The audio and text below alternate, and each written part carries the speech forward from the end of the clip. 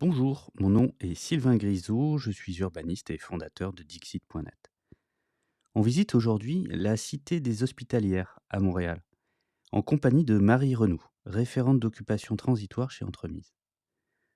Après un siècle et demi d'une histoire marquée par une vocation de soins et la présence de religieuses cloîtrées, ces vieux murs de pierre sont en train de s'inventer un avenir par un processus d'occupation transitoire aussi ambitieux que complexe. Mais si c'était plus que des usages qui se testaient ici, et que ce lieu d'exception devenait un nouveau commun urbain. Rendez-vous sur Dixit.net pour retrouver toutes nos publications et vous abonner à ce podcast. Bonne écoute. Une ville en pleine expansion. Les transitions à mener s'accumulent, l'énergie, l'agriculture, les mobilités. Monsieur l'administrateur délégué, vous êtes chargé de l'attribution et de la répartition des logements. Comment la situation se présente-t-elle ? C'est une contribution au débat sur l'artificialisation des sols et les questions d'étalement urbain. On a privilégié la machine, la matière et l'énergie par rapport à l'être humain. C'est pour ça qu'on ne recycle pas bien les téléphones. And then perhaps the defining trend of the 21st century is population growth. On a une responsabilité sur l'épuisement des ressources et une responsabilité sur la perte de biodiversité. Chaque échec va permettre la prochaine fois de faire mieux et chaque échec est autant instructif qu'un succès. Des projets d'urbanisme qui sont indispensables du fait d'une circulation toujours plus intense. Ce plan est un plan que le public montait pour venir voir. Il s'agit du plan de sauvegarde demain. Si on est une grande part du problème, on est forcément une grande part de la solution. On va peut-être couler moins de béton et miser plus sur l'intelligence et finalement changer de matière grise.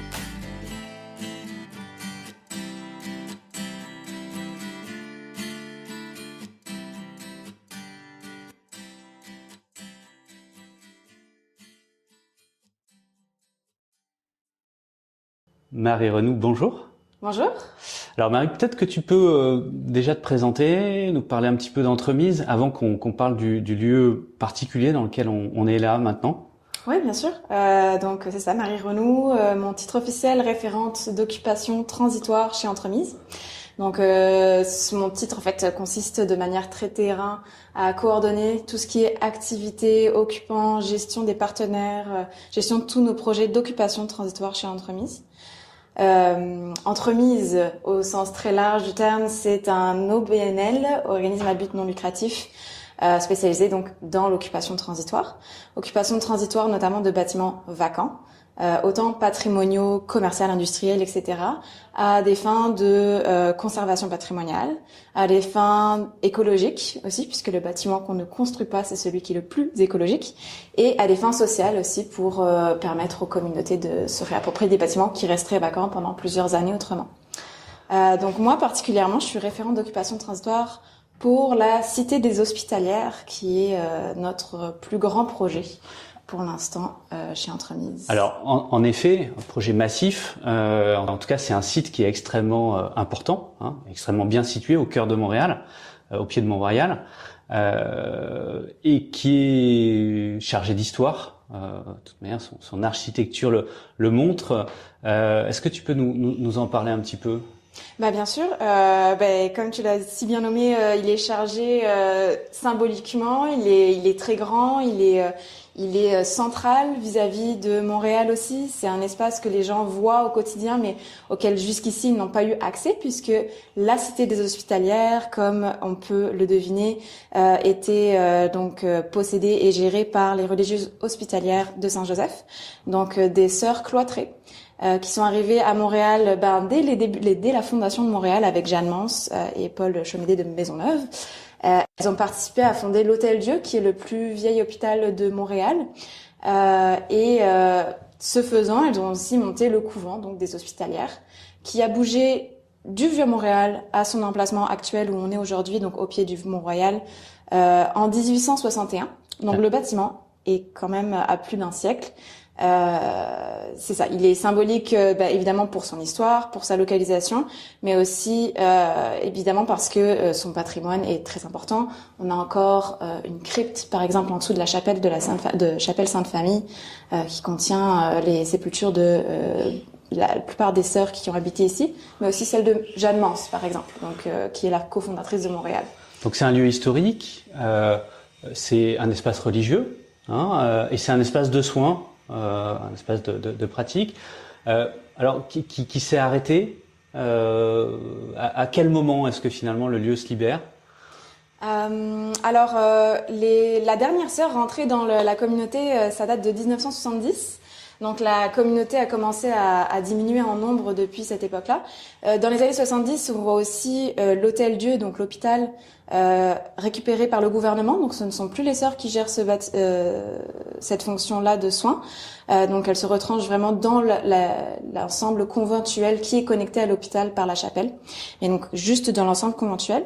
Et puis finalement, puisque la communauté diminue en nombre et puis que les sœurs sont vieillissantes, elles ont décidé de vendre en 2017 à la ville de Montréal pour que la ville puisse trouver un projet qui puisse faire perdurer finalement la mission des sœurs au-delà de l'aspect religieux, mais dans l'aspect service à la communauté, service aux citoyens, préservation du patrimoine, préservation de l'esprit d'entraide et de soutien.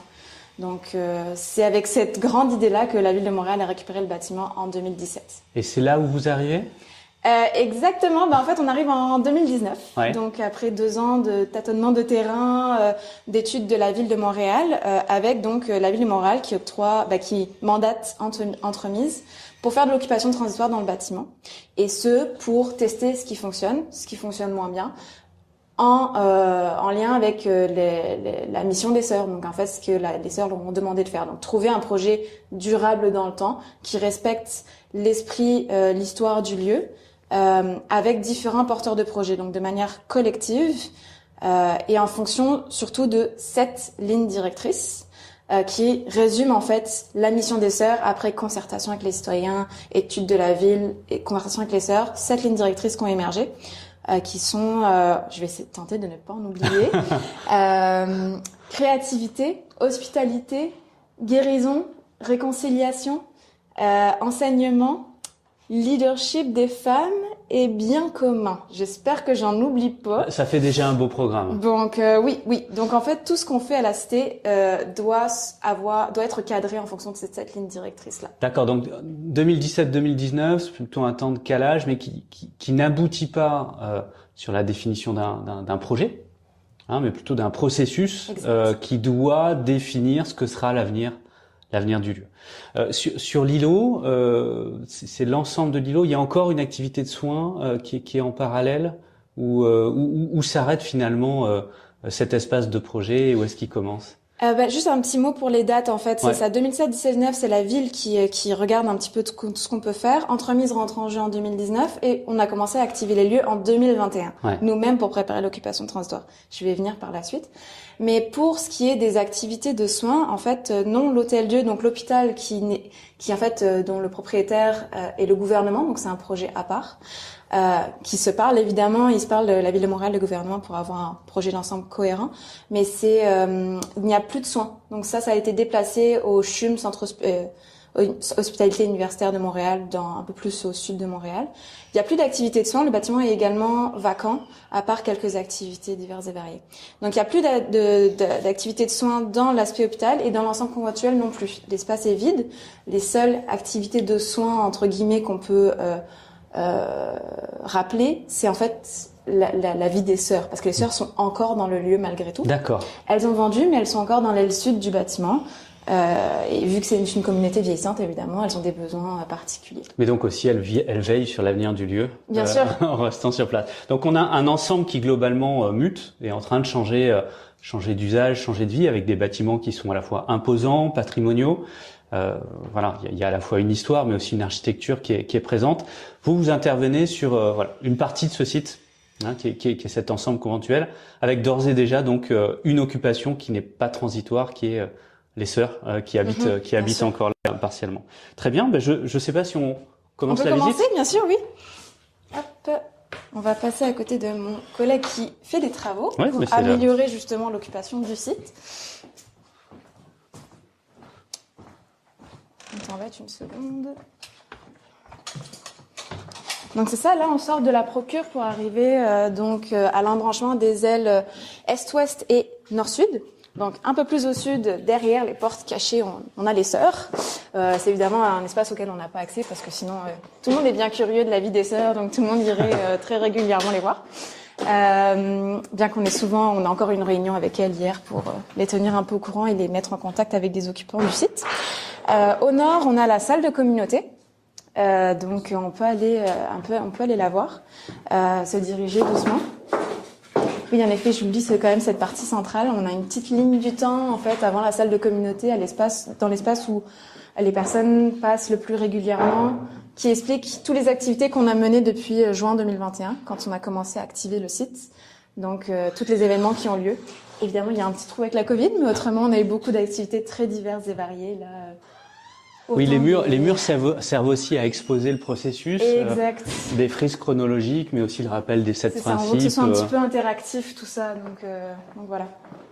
Donc là, on passe par notre petit espace cuisine commune, l'ancien bureau de la mère supérieure qui va être transformé en bureau pour des organismes en théâtre, en fait, qui vont d'ailleurs utiliser la salle de communauté qui est donc une des plus grandes salles, la deuxième plus grande salle de la cité après la chapelle.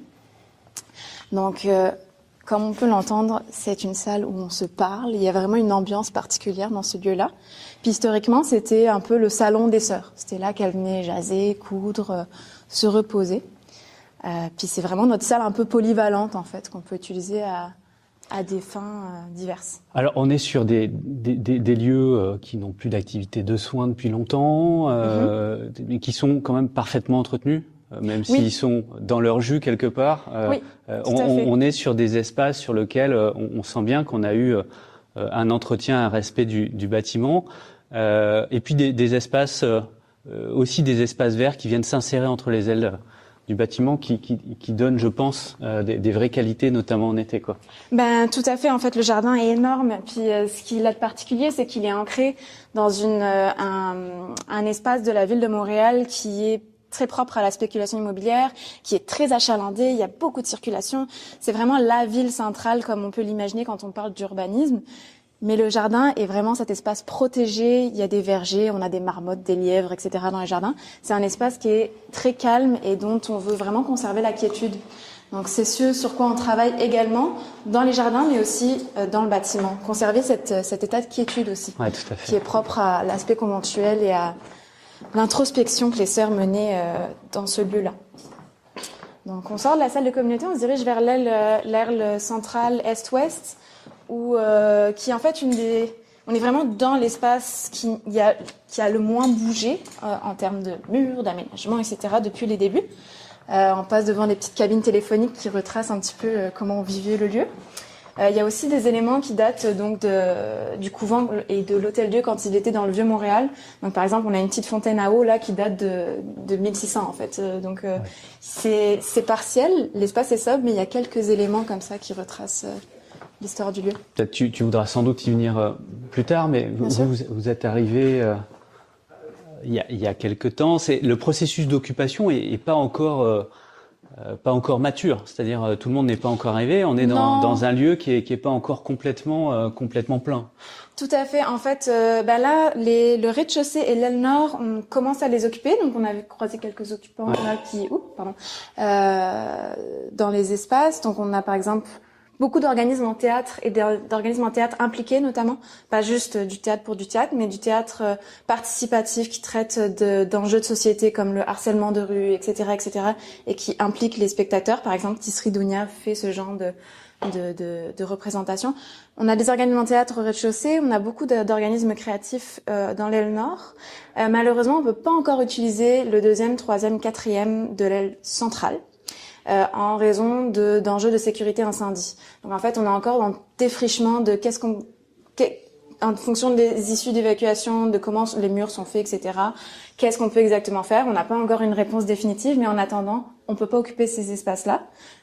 Éventuellement, on va pouvoir, et on poursuivra l'occupation transitoire pour remplir le bâtiment. Mais pour l'instant, en effet, c'est plus partiel. Parce qu'aujourd'hui, donc sur le rez-de-chaussée, globalement, vous organisez les synergies entre les acteurs. Ouais.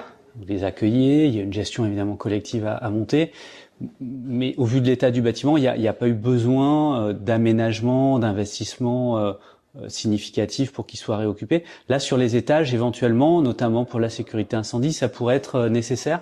Oui, évidemment, mais ça sera la ville de Montréal, le propriétaire, qui prend en charge évidemment le désamiantage, la réfection des Voilà. murs et des plafonds pour la sécurité incendie, etc., etc. Ça, c'est pas quelque chose qu'on peut prendre malheureusement dans l'occupation transitoire. Mais nous, l'occupation transitoire, ça permet de commencer à occuper un bâtiment, même s'il n'y a pas exactement le bon nombre de toilettes en fonction du bon nombre de personnes. Parce que souvent, surtout au Québec, on a vraiment le Code national du bâtiment qui régit tout ce qu'on peut faire, puis qui est très strict. Et en fait, souvent, c'est pas juste des enjeux de sécurité quand on peut pas occuper un bâtiment et pourquoi les bâtiments restent vacants. C'est souvent des enjeux de confort. Donc, c'est pour ça que je nomme l'exemple des toilettes, parce que c'est souvent pour des raisons aussi un peu superficielles que ça, qu'on ne peut pas occuper un bâtiment rapidement. Donc, nous, ce qu'on regarde, c'est vraiment la sécurité, et le reste, on trouve des moyens de s'adapter avec les occupants de manière collective. D'accord. Pour Donc, identifier les fondamentaux sur les questions de sécurité, je pense d'énergie aussi. Enfin, c'est pas tout à fait la même chose d'avoir un bâtiment non chauffé l'hiver à Montréal. Bien sûr. Là, en fait, les bâtiments sont forcément chauffés à Montréal. Vu la température extérieure, on n'a pas le choix. Sur la question, sur cette question de sécurité incendie, ou autre, enfin, justement sur ces éléments de blocage fondamentaux, quand on dissocie les éléments de confort et les éléments fondamentaux, sur lesquels on peut pas transiger. Ici, qu'est-ce qui peut poser problème? Et puis ailleurs aussi, c'est quoi les freins en fait à l'occupation transitoire? Les freins concrets en retour du réel. Ouais, des freins réglementaires. Évidemment, par rapport en Europe, par exemple, le squat ou l'occupation de bâtiments n'est pas, je veux dire, on peut pas faire tout ce qu'on veut évidemment, mais comme au Québec, il y a aucune loi qui régit le fait que des bâtiments restent vacants alors que les personnes sont dans la rue. Ou c'est pas possible d'occuper un bâtiment vacant quand il y a un propriétaire privé ou public, même quand c'est des situations d'urgence. Là, c'est vraiment le Code national du bâtiment prime beaucoup sur tout. Donc évidemment, on a des réglementations qui nous freinent. Bon, Code national du bâtiment pour ce bâtiment-là. On a aussi des règlements d'urbanisme. Donc notre zonage actuellement ici, c'est du grand centre institutionnel, grand ensemble institutionnel. Donc on pourrait faire un hôpital, on pourrait faire un CHSLD, donc pour accueillir des personnes âgées, etc. Mais par contre, on peut pas faire d'hébergement transitoire. C'est un peu paradoxal. Puis surtout que en fait, c'est donc l'ensemble conventuel. On va aller le voir aux étages, mais c'est beaucoup de chambres. C'était fait pour y vivre et y être hébergé. Les sœurs vivent encore là, mais on va pouvoir monter par ici, en fait. Elles bénéficient d'une clause grand-père qui fait en sorte qu'elles peuvent encore utiliser le bâtiment pour y être hébergées, mais nous, on ne peut plus le faire. D'accord. Puis le problème, c'est que on ne souhaite pas forcément changer ce zonage-là sans l'avoir testé en avance. Donc c'est vraiment ça, on est vraiment très en coordination avec les pouvoirs publics, avec la Régie du bâtiment du Québec, avec les ministères du patrimoine, etc., de la culture notamment, pour faire changer les choses, pour faire comprendre que quand on essaie de faire évoluer la réglementation, c'est pas forcément de manière permanente. Il faut qu'on ait cette latitude-là pour le tester, puis ensuite faire changer les choses. Parce que sinon, en fait, actuellement, pour certains enjeux, il faudrait qu'on passe tout le temps devant le comité exécutif de la Ville de Montréal, ce qui n'est pas forcément envisageable en tout temps. Donc, ouais. Des questions de sécurité bâtimentaire, on l'entend bien, des questions réglementaires, mais pas que sur la forme bâtie ou les aménagements, mais aussi sur les types d'occupation. Et puis aussi une forme de contradiction. Donc, faudrait habiter le lieu pour voir s'il est bon d'habiter. Et donc, ce serait l'occasion de changer le droit, mais le droit est fixe et donc on peut pas tester. Donc, c'est un peu le serpent qui se mord la queue. Exact. Puis là, en fait, ça m'a amené à aussi un autre élément. Là, on est devant la Grande Chapelle, l'ouverture de la Grande Chapelle. Juste aller jeter un œil s'il n'y a pas... parce qu'on a une représentation de théâtre en ce moment. En fait, je ne vais pas les déranger, je vais aller voir. Ouais. Mais ce qui nous amène aussi à d'autres contraintes qui sont patrimoniales aussi, parce que cette Grande Chapelle-là, sans doute, elle est historique. Bonjour. Est-ce qu'on dérange? Il semblerait qu'il n'y ait personne, donc allons-y. C'est magnifique. Bien sûr. Et dans un état exemplaire. Bien sûr, c'est ça. En fait, je pense que les congrégations religieuses au Québec sont connues pour bien entretenir leur patrimoine. Les sœurs hospitalières de Saint-Joseph en sont un bon exemple. Mais c'est ça, cette chapelle-là, elle a été désacralisée. Donc elle peut plus être utilisée à des fins religieuses en tant que telle. Donc c'est ça, on est en train de tester qu'est-ce qu'on peut y faire en conservant ce patrimoine-là, puis en conservant sa forme évidemment, puisque c'est comme une forme. Voilà. Donc là, on a commencé à tester des représentations théâtrales, des concerts de musique. On voudrait aussi pouvoir l'utiliser pour des assemblées publiques, mais par exemple là c'est très inhérent à la forme de la chapelle, c'est que l'acoustique est faite pour des messes, donc le son circule beaucoup, il y a beaucoup d'écho, donc pour avoir des conversations longues, des débats, etc., c'est plus difficile, on s'entend moins. Donc évidemment, c'est des contraintes qu'on prend en compte dans l'occupation transitoire, mais c'est aussi notre rôle en fait, en habitant le lieu, de trouver des solutions alternatives, peu coûteuses et plus adaptées sur mesure par rapport à l'espace pour adapter des usages en fonction des espaces, plutôt que modifier en étant dans un petit bureau d'architecte de personnes qui ne sont pas allées sur le terrain voir l'espace, qui ont juste des analyses, en étant sur les lieux, en testant des concerts, en testant au fur et à mesure qu'est-ce qui marche moins. Là, on peut trouver des solutions alternatives moins coûteuses donc pour l'espace. Oui, il y a une logique aussi un peu de rusticité des solutions qu'on trouve. Exactement. En fait, rusticité en attendant. Puis ensuite, on les met en place des solutions plus durables, mais en fait, ça coûte beaucoup moins cher à la fin. Et là, par exemple, comment est-ce que vous agencez le projet global, enfin la démarche globale plutôt que le projet, démarche globale qui vise à tester des usages, votre présence comme animateur du lieu, et puis là, ce qui teste finalement, c'est pas tant entremise que les acteurs que vous mobilisez, qui sont accueillis ici et qui vont tester un peu les limites du système. Donc là, pour du théâtre, on voit qu'on a des installations, qu'il y a des choses qui se testent. Ouais. Comment est-ce que tout ça, finalement, comment est-ce qu'on fait les allers-retours? Vous avez un suivi de tout ce qui est fait? Comment se refait le dialogue à la fois avec les sœurs, qui ont un intérêt manifestement encore dans l'affaire, mais avec le propriétaire aussi, qui est la ville de Montréal? C'est quoi le processus qui permet finalement, au fur et à mesure, de tester différents usages et de se dire, oui, ça c'est bien, à condition que, mais ça non. Vous êtes... on a une temporalité, on a des temps de dialogue. Comment tout ça est organisé?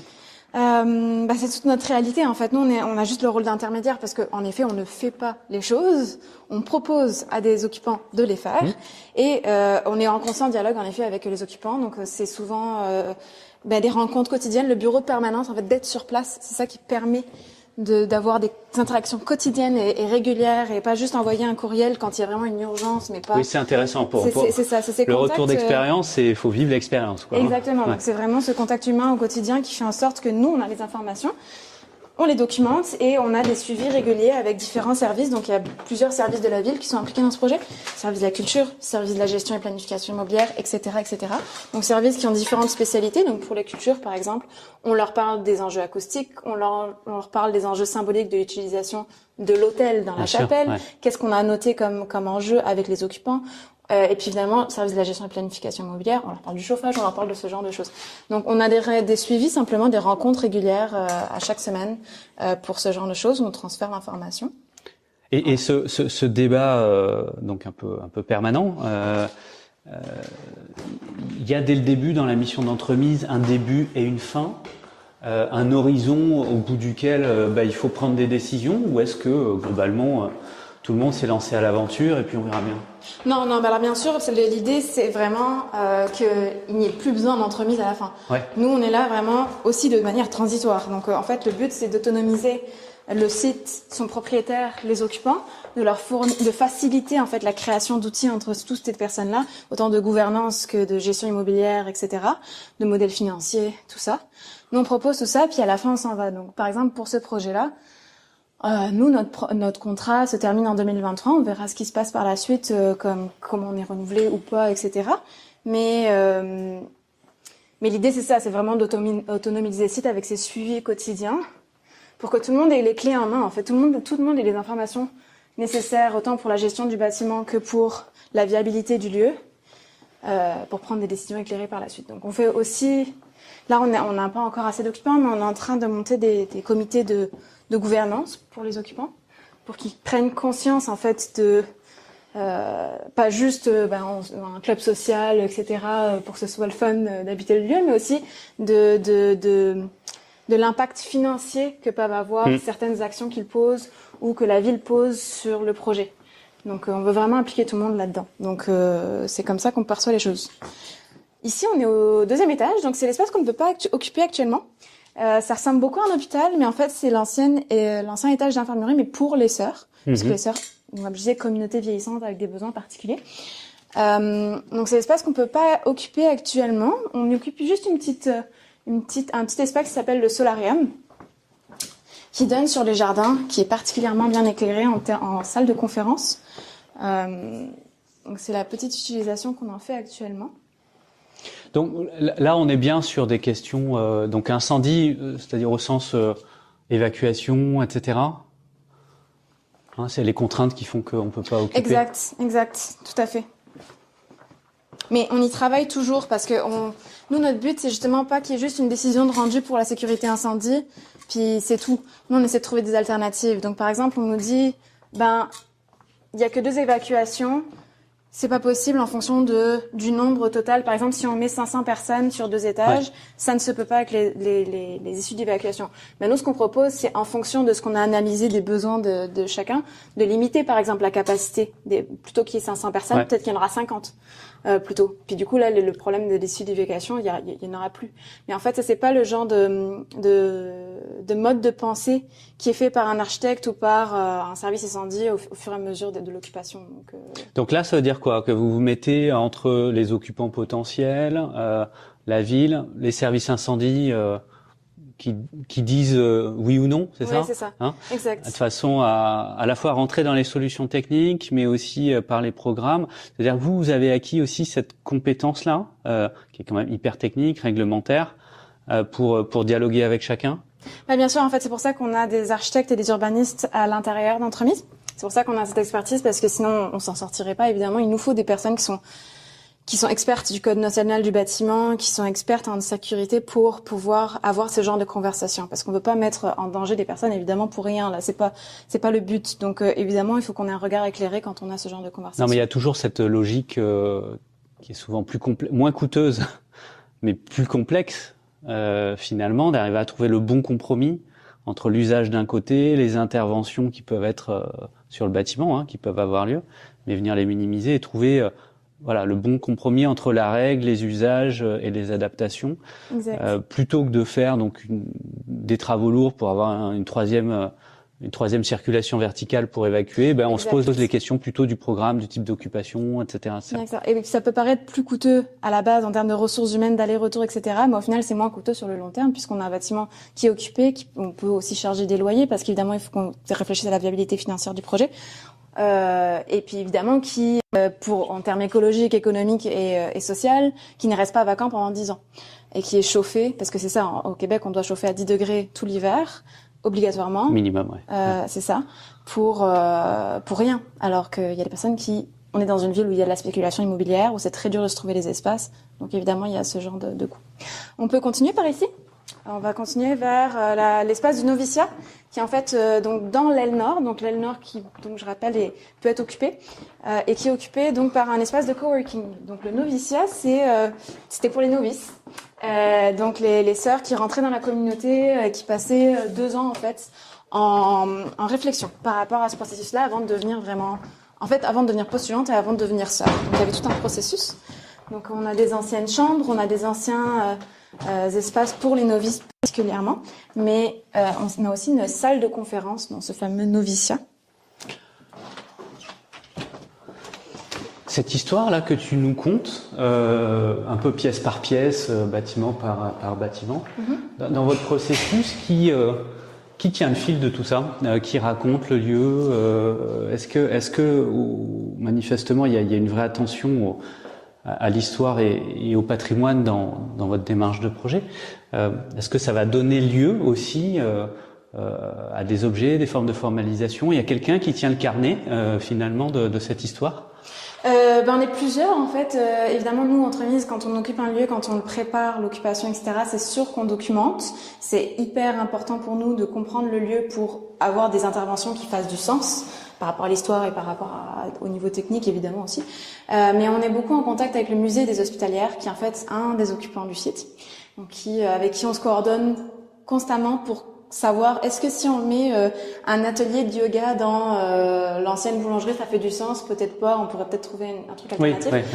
Musée des Hospitalières, la service de la culture, on a des études patrimoniales sur lesquelles on revient constamment pour ça. Donc on peut Oui, donc c'est aussi l'occasion de jeter l'occupation et aussi l'occasion de formaliser quelque part cette histoire. Allô? Est-ce qu'il y a quelqu'un? Bon, aujourd'hui, décidément, il n'y a pas grand monde. Alors, à la c'est cité, l'espace je de pense qu'il coworking. pleut. On peut pas dire qu'il y ait une dynamique créative absolument pléthorique, puisqu'il y a encore personne. C'est ça. Aujourd'hui, c'est vraiment limité, mais on est en train aussi de trouver plus d'occupants pour l'espace. Mais Il y a vraiment cette hier, il y avait 50 personnes, par exemple. cette question de montée en charge progressive, d'accueillir au fur et à mesure. C'est lié à des contraintes de gestion, etc. Ou ça fait partie de la stratégie d'occupation, le fait d'y aller Alors, c'est vrai, progressivement? ouais. C'est vrai que on a eu 2 phases en fait. À partir du moment où on a activé le site, on a eu la phase hôtel à projet, occupation ponctuelle, et une phase occupation plus longue durée. Hôtel à projet, en fait, c'était vraiment les contraintes techniques de sécurité du bâtiment. Fait que justement, on a travaillé avec le service d'incendie, on a travaillé avec les pompiers, etc. pour démontrer qu'en fait non, il n'y a pas vraiment d'enjeu en fait au niveau de l'évacuation, etc. Fait que finalement, maintenant, on peut occuper. Donc c'est pour ça que c'était des occupations très ponctuelles, donc. Donc ça, c'était une première étape sur une partie du lieu seulement? Comment ça s'est matériellement? Oui, évidemment. En fait, c'est ça. C'était dans les plus grands espaces du lieu, donc la salle de communauté, la chapelle, notamment une autre petite salle de rencontre en bas, puis des espaces extérieurs. D'accord. Où les gens pouvaient louer donc de 2 heures à 1 mois l'espace, mais c'était tout, parce que on était aussi en tâtonnement au-delà de la sécurité incendie. Peu d'espace, court terme, tâtonnement, pardon, je t'ai coupé. Exact, ouais, non, c'est ça, tâtonnement par rapport à qu'est-ce qu'on pouvait faire avec les lieux, quelles étaient les difficultés techniques. On s'est rendu compte dans la salle de communauté, c'était le même circuit électrique sur toute la salle, fait qu'évidemment quand on branchait une bouilloire puis une machine à café en même temps, tout sautait. C'était ce genre de petites contraintes de rien du tout, mais qui peuvent complètement influencer l'usage du lieu. Donc on a commencé à tâtonner un petit peu le bâtiment, commencé à se l'approprier. Puis ensuite, on est passé à cette phase de pilote, donc plus longue durée pour le bâtiment. Là, on a fait des appels à candidature. On est encore en traitement parce que ça prend un petit peu de temps de placer tous ces gens-là selon leurs besoins, selon les capacités du lieu, de manière cohérente. Donc c'est pour ça que doucement on commence à avoir du monde, mais en effet le bâtiment n'est pas encore plein. Donc vous-même, il y a des phases de test dans la phase de test. Exact. Oui. Ouais. Et en plus une progressivité et là une occupation qui est en train de s'organiser de toute façon que sur une partie du bâtiment, donc que sur le rez-de-chaussée. Rez-de-chaussée et aile nord. D'accord. Et donc je voyais dans la salle, vous aussi une réflexion, vous agencez les occupants, c'est-à-dire au-delà de mètres carrés, de positionner, de remplir. Il y a la question de qui est avec qui, manifestement qui est où aussi, parce qu'il y a des lieux où il y a peut-être une perte de sens, notamment liée au caractère patrimonial. Tout ça, c'est une réflexion qui se fait comment, en fait, vous organisez ça comment? Je crois il y a 4 thématiques, 4 regroupements finalement d'occupants potentiels. Tout à fait. En fait, à partir des lignes directrices et à partir du type d'activité autorisée, mais qu'on souhaitait aussi pour l'espace, on a identifié en effet 4 thématiques d'occupation. On a la thématique créée, donc pour tout ce qui est organisme créatif au sens très artistique, culturel du terme, mais aussi recherche, quel que soit le sens que la recherche peut prendre. Donc on a la thématique créée, on a la thématique s'impliquer dans laquelle l'espace de coworking rentre. Donc en fait s'impliquer, c'est des organismes qui cherchent à apporter du changement dans nos sociétés, donc transition socio-écologique, mobilité, agriculture urbaine, etc., etc. On a les organismes partagés. Par exemple, on a une bibliothèque d'outils qui s'est installée dans le bâtiment juste en face, donc pour que les citoyens du quartier puissent venir louer une cironde quand ils en ont besoin, qui correspond aussi à la dynamique d'éduquer aussi les gens sur différents thèmes. Et la dynamique, j'ai nommé créer, partager, s'impliquer et atterrir, qui est plus la dynamique de soins. D'accord. En fait. Donc autant du yoga, méditation, etc. Autant on a un organisme de soins palliatifs, mais avec des soins alternatifs au niveau spirituel, etc. Plein de dynamiques différentes en fait qu'on essaie d'impliquer sur le site. Alors des thématiques, une cohérence. Donc à vous d'agencer tout ça au mieux, puis de voir ce qui marche pas, à quelles conditions. Mais c'est quoi les conditions pour rentrer en fait? Qui est bienvenu ici? Comment est-ce que tout ça s'organise, y compris en termes de flux financiers? Parce que là, dans les types d'occupants, on a parlé d'entreprises, on a parlé d'organismes communautaires qui sont l'équivalent de nos associations en France.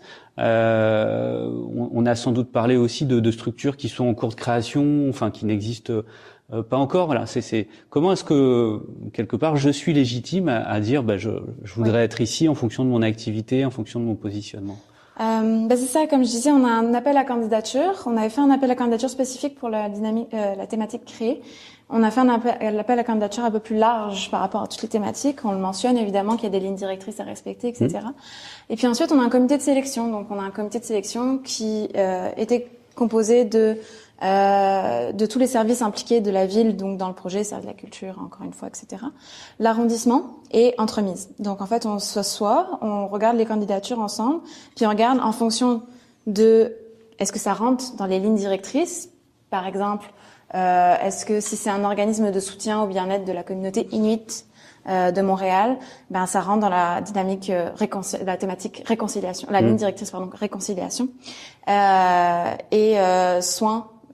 Santé et bien-être. Donc c'est ce genre de choses qu'on regarde, ça rentre dedans, parfait. Est-ce que c'est cohérent par rapport au site, pourquoi ici et pas ailleurs, c'est ce qu'on regarde. Et évidemment en fonction des besoins techniques, donc combien de pieds carrés ils ont, parce qu'on parle beaucoup en pieds carrés à Montréal, pieds carrés ils ont besoin, est-ce qu'ils ont des besoins techniques particuliers qui répondent pas aux besoins aux capacités de sécurité incendie d'ici, etc.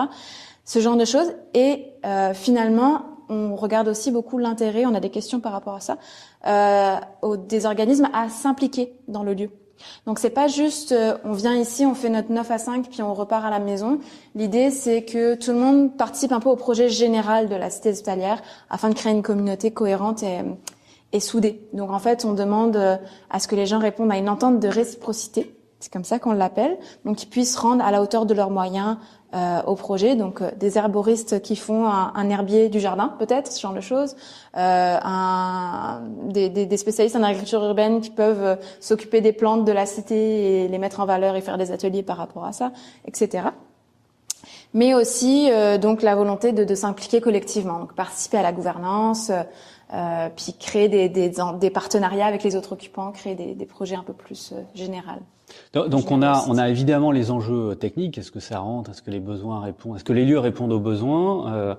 Mais de façon beaucoup plus importante de ce que je comprends, c'est aussi cette cohérence en termes, ces 7 principes ou d'activités par rapport au lieu, à l'histoire du lieu.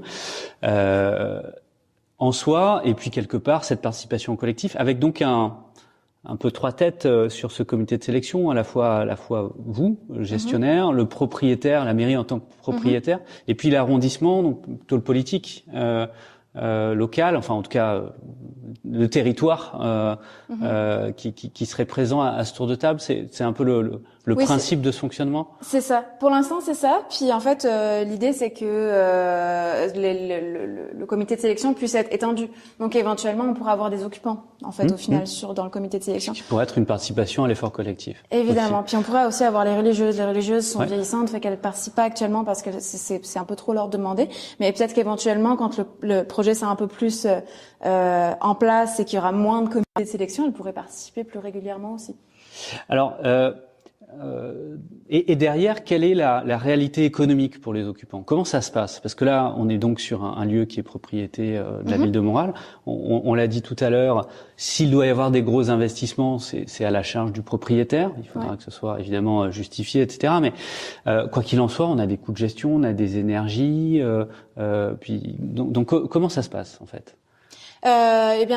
Actuellement, on est en train de mettre en place, mais c'est pas encore validé. Et ça fait encore partie des contraintes réglementaires, etc. Une tarification solidaire. Donc en fait, tout le monde est tarifé pour être sur le lieu, parce qu'évidemment, comme on mentionne, il y a des contraintes de chauffage, d'entretien du patrimoine, etc. La ville, évidemment, prend à charge tout ce qui est mise aux normes du bâtiment. C'est pas les occupants qui doivent porter ce fardeau-là sur les épaules. Mais nous, ce qu'on est en train d'évaluer, c'est qu'une fois que le bâtiment est mis aux normes, que tout est correct au niveau des normes, combien ça nous coûte, puis comment les occupants peuvent participer à ça. Donc c'est pour ça qu'on met une tarification solidaire en place, qui se base sur les revenus annuels des organismes et des occupants s'ils sont travailleurs autonomes.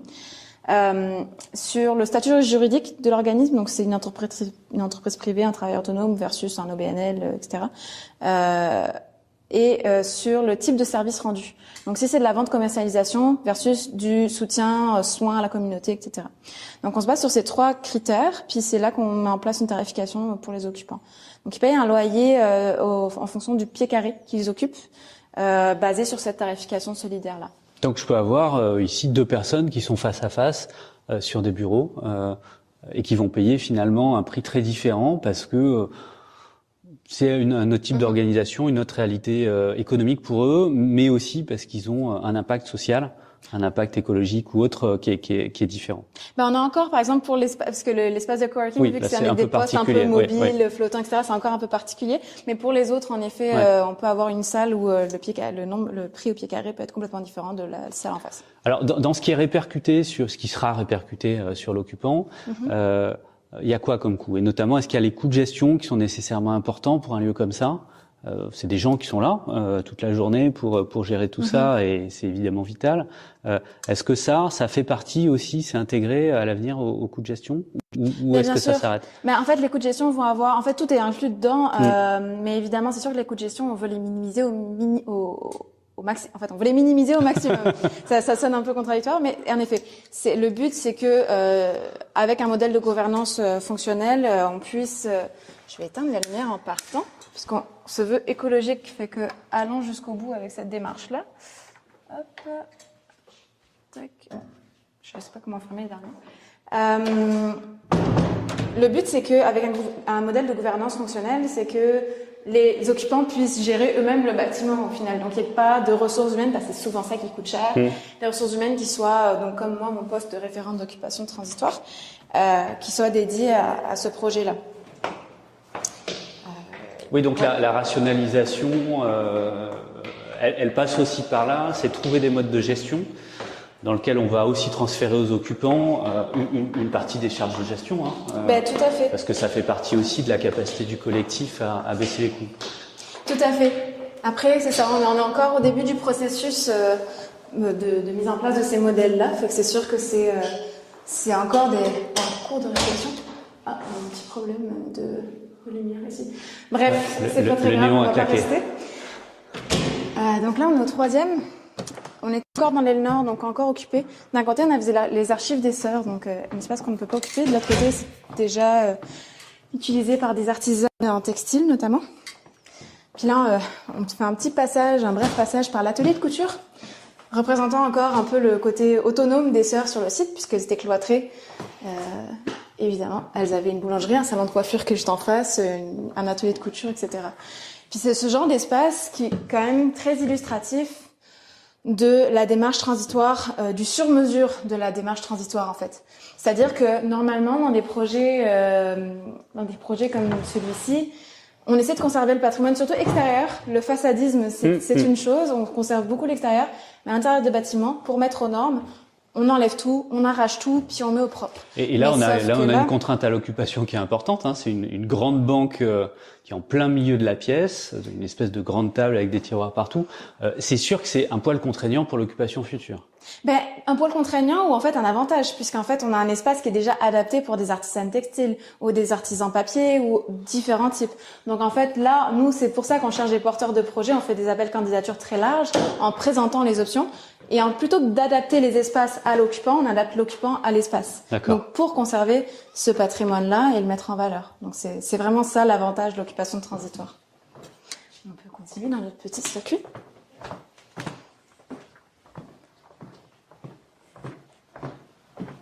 On a quelques bureaux de la ville de Montréal ici.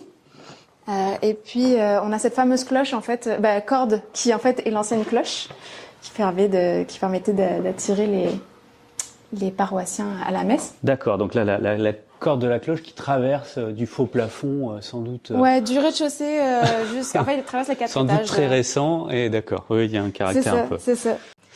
La ville de Montréal, donc, est aussi fait partie des occupations, Bien sûr, des occupants transitoires. C'est ça. En fait, c'est le service de la diversité et de l'inclusion sociale, donc, qui a pris à charge, qui est le principal responsable, donc, de la requalification du site. Ce service-là a mandaté les autres services pour les accompagner selon leurs expertises différentes. Mais donc c'est le SDIS, donc c'est le service de la diversité et de l'inclusion sociale, c'est long à dire, qui occupe le bâtiment et avec qui on est en contact quotidien. Donc. Et là, on passe par le couloir L central Est-Ouest, où qui mène sur plein de petites chambres, où on pourrait voir donc des artistes, on pourrait voir des organismes communautaires, de l'accueil pour des personnes itinérantes du coin. Il y a plein de choses qu'on peut envisager avec cet espace-là. Là, ce que tu nous dis, c'est déjà des pistes, des sensations que vous avez, même si évidemment le processus est loin d'être achevé, hein, il est plutôt dans sa phase d'accélération. C'est déjà un peu l'esquisse de la vision que vous avez à terme de l'occupation des lieux. Bah c'est ça, on pouvait pas non plus partir juste avec une page blanche parce qu'il nous fallait quand même une structure de base. Donc on a établi une vision en termes d'activité, ligne directrice, etc. La seule chose qui va vraiment jamais changer, c'est les lignes directrices. Ouais. Et les valeurs que les sœurs ont mis dans l'acte de vente avec la ville, ça ne changera jamais. Mais par contre, le reste, c'est sûr que tout est modulable parce que le but, c'est vraiment d'être itératif. Essai rare, on voit ce qui fonctionne, ce qui ne fonctionne moins. Est-ce que finalement, ça fait vraiment du sens de mettre des ateliers d'artistes là? Peut-être pas, mais on va le voir du coup, on va le tester. Mais vous partez déjà, non pas d'un a priori, mais d'une première version quelque part, avec l'idée derrière de tester et par cet itératif de voir où on avance. Mais déjà quelques idées qui sont assez précises. Alors ça vous permet peut-être aussi d'aller chercher des occupants. Ce processus là d'appel à projet, d'appel à manifestation d'intérêt, je sais plus comment tu le... En fait, on le nomme différemment à chaque fois, mais donc on comprend là. Comment vous faites en fait? C'est une page web et de la communication, c'est des réseaux d'acteurs que vous connaissez déjà sans doute du fait des autres des autres occupations. Ouais, en fait, on a déjà une liste en fait sur notre site général entremise. On a toujours un petit bouton j'ai besoin d'un espace où les gens peuvent toujours laisser leur candidature, leur proposition, où ils expliquent ce qu'ils font, pourquoi ils veulent un espace, quel budget ils ont, etc. Ce genre de choses. On va redescendre par cet escalier ici. Donc, évidemment, ça c'est une liste de contacts qu'on a déjà, puis on peut contacter ces gens-là à chaque fois qu'on a des nouveaux espaces qui se libèrent. Mais aussi, oui, on fait beaucoup de communication avec infolettes, réseaux sociaux, sur notre site web, sur le site web de chaque projet, à chaque fois qu'on a un nouvel espace. La manière dont on communique, on essaie quand même de mettre toujours, par exemple pour ce projet-ci, les lignes directrices, le type d'activité, mais on sait que les gens vont au-delà de ça, surtout comme dans un espace où il y a beaucoup de... Dans un espace au sens très général de Montréal, où il y a beaucoup de spéculation immobilière, les gens s'arrêtent pas exactement à ce qu'on liste. Fait qu'on a confiance dans le fait qu'on va nous proposer des choses auxquelles on s'attendait pas et qui vont nous permettre d'ouvrir de nouveaux horizons qui en fait sont peut-être bien mieux que ce qu'on avait prévu de base. Donc on sait que c'est toujours comme ça que ça fonctionne, donc on fait confiance dans la créativité des personnes. En fait, c'est vraiment basé sur ça. L'occupation transitoire, c'est basé sur le principe que ce ne sont pas des ingénieurs et des architectes dans un bureau qui vont pouvoir avoir toutes les idées possibles pour un espace. Il faut qu'on fasse confiance aux citoyens pour nous proposer des projets. Et nous, on se permet juste de faciliter le tout, au final. C'est vraiment ça. D'accord. Mais il y a bien cette étape de temps court, qui donne aussi une dynamique. Bien sûr.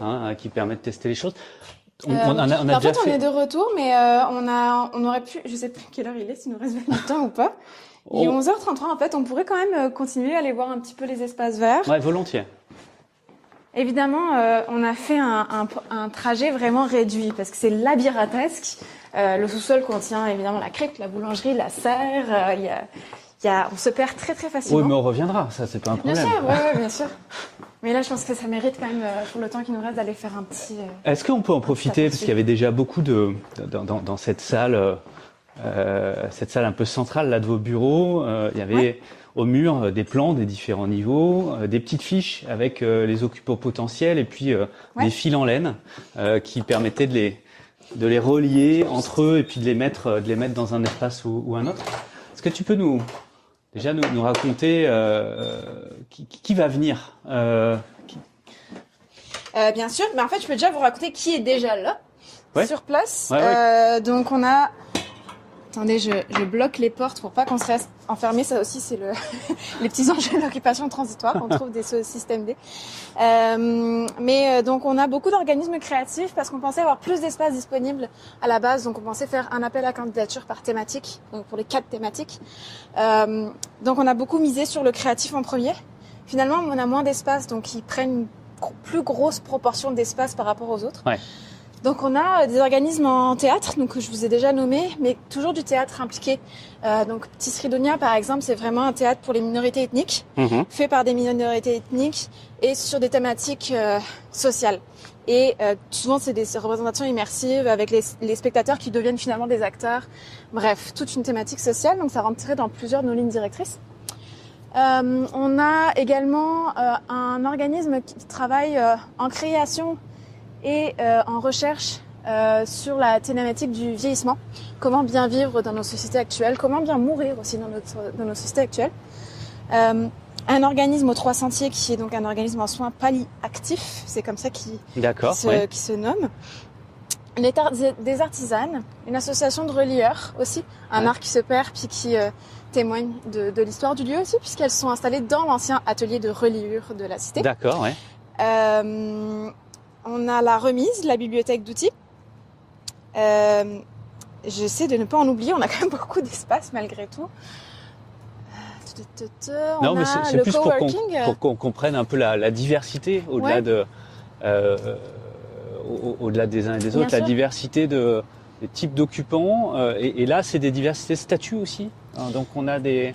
on a quand même beaucoup d'OBNL, beaucoup de travailleurs autonomes. On n'a pas beaucoup d'entreprises privées, bien que là, il y en a quelques-unes qui vont s'installer. Donc, une académie d'herboristerie, ce genre de choses. Ça rentre toujours dans les lignes directrices, donc ça sera jamais un garage qui va s'installer à la Cité des Hospitalières, on s'entend. Mais actuellement, c'est beaucoup des OBNL, pareil. Mais on a aussi, en fait, des organismes qui sont plus larges que ça, en fait, qui sont eux-mêmes des regroupements. Donc, par exemple, l'espace de coworking. Actuellement, c'est 2 regroupements qui sont là-dedans. Donc, on a le programme Montréal en commun, qui regroupe des organismes en mobilité, agriculture durable et gestion de données éthiques et responsables. D'accord. Donc, en fait, c'est plusieurs organismes qui font partie de ce programme-là, qui ont intégré les lieux et qui le partagent. Mais on a aussi Value Collective, qui est un organisme. Alors, je veux rendre hommage à ce qu'ils font parce que c'est très intéressant. Mais qui eux-mêmes proposent en fait de définanciariser la création de valeur. C'est très large, mais ils proposent des résidences pas juste artistiques, mais en tout sens, pour des personnes qui cherchent à proposer quelque chose pour la communauté, des cours de danse pour des mamans avec des enfants en bas âge, des affaires comme ça, sans coût, donc gratuitement. Fait qu'eux-mêmes font des sélections à l'intérieur de leur regroupement. D'acteurs qui ont vocation à être accueillis dans ces locaux-là. Exact. D'accord. Donc on a des formes des sous-échelles d'occupation qui peuvent aussi s'organiser. D'accord. Oui, il y a un réseau dans le réseau, tout à fait. Puis à l'intérieur de ça, évidemment, il y a plein de maillages. Il y a l'organisme de soins palliatifs qui s'est mis en partenariat avec l'Académie d'herboristerie, évidemment, pour des soins alternatifs aussi en fin de vie. On a Value Collective, donc qui s'est mis en lien avec des artistes, parce qu'il y a des artistes en résidence aussi, et en médiation culturelle un peu plus au rez-de-chaussée. Enfin, il y a plein de liens qui se créent juste par l'occupation de l'espace. Donc là, on est dans un espace qui est bordé par les différentes ailes de cet ancien hôpital, puisque c'est bien ça. On est au pied de Mont-Royal aussi, donc on a le végétal qui est hyper présent et pour autant on est quand même dans un espace qui autour, et on l'entend, est plus qu'habité. C'est à la fois des chantiers, de la circulation, des tours à proximité qui sont en train de se construire, etc. etc. C'est un espèce de havre de paix là, qui a donc vocation aussi à être, quoi qu'il en soit, maintenu. Tout à fait. Et là, je dirais qu'on est dans 20% du jardin. Là, il y a 80% qui restent derrière et sur lesquels on a un point de vue assez magistral sur le centre-ville de Montréal, gratte-ciel, etc. Donc, il y a un contraste même visuel qui est important. Et en effet, en fait, actuellement, il y a encore des fouilles archéologiques dans les jardins. Donc, c'est pourquoi ils ne sont pas encore ouverts au grand public. Puis peut-être qu'ils ne le seront jamais ouverts au sens d'un parc. Parce qu'en fait, évidemment, comme on vient de le dire, il y a le Mont-Royal à côté, il y a plein de parcs à côté. Fait qu'on veut quand même pas juste que ce soit un espace juste où tout le monde vient pique-niquer forcément le samedi. On veut que ce soit vraiment un espace d'introspection, de quiétude, un espace préservé. Donc, on est en train de voir comment on peut mettre ça en place. On avait des balades à la harpe, par exemple, cet été. On a eu des ateliers de méditation pour des intervenants sociaux au printemps. Il y a ce genre de trucs qu'on teste C'est un espace qui est quand même accessible pour les occupants du site, selon certaines zones prédéterminées. Mais donc c'est aussi un espace de réflexion, une ouverture, mais c'est pas forcément non, c'est ça, transformer ça. Il y a bien une ouverture sur la ville, parce qu'à la fin, le lieu change aussi de face. Il est aujourd'hui bordé de 4 murs, et puis c'était des sœurs cloîtrées, donc il y avait vraiment une logique d'enfermement. Là, on est sur une logique d'accueil qui est en train de s'amorcer, une première phase de prototype quelque part d'une occupation qui de toute façon est temporaire. Vous animez l'occupation là d'une partie du bâtiment avec l'espoir, l'envie, et je doute pas que vous arriviez à occuper l'ensemble. On verra aussi ce qu'il advient de tout ça. C'est quoi pour vous le grand rendez-vous là qui arrive dans les prochains mois? À quel moment est-ce que vous allez tout mettre sur la table en disant bon, c'est la fin de votre contrat? Est-ce qu'il y a un gros... oui, je pense que la fin de notre contrat va évidemment être un moment le moment de faire le point. Bien qu'on fait le point, en fait, on va faire le point à la fin de 2022. On fait le point par trimestre. On fait souvent le point malgré tout parce que c'est ça le but. C'est pas juste de créer puis de laisser aller non plus complètement. Il faut qu'on voit comment on réarrange les choses. La fin de notre contrat, évidemment, ça va être nos conversations avec le service de sécurité incendie pour l'éventuelle ouverture des autres espaces, puisque on peut pas non plus. On peut faire autant qu'on peut, mais on peut pas monter un modèle durable si on n'a pas accès à l'ensemble du bâtiment, puisque c'est sur ça qu'on se base. Il y a aussi un besoin de la viabilité financière, etc. Il faut trouver la masse critique avec l'ouverture. Nos prochains défis, c'est vraiment ça, l'ouverture des autres ailes, puis la tarification solidaire, la finalisation de cette tarification-là. Ouais. D'accord, donc beaucoup de choses qui vont se passer là dans les mois qui viennent. Exact. On sera attentif à prendre des nouvelles du lieu. Bien sûr. Et puis on va mettre de toute manière dans les commentaires du podcast l'ensemble des liens. Il y a pas mal de choses qui ont d'ores et déjà été publiées, mais je pense que ça vaut le coup aussi, en tout cas pour les auditeurs du podcast, de voir les images. On est aussi sur un lieu d'exception au cœur de Montréal que j'invite chacun à visiter. Marie Renou, merci beaucoup. Ça me fait plaisir, c'était vraiment un plaisir de vous accueillir ici. Et donc à très bientôt. À bientôt.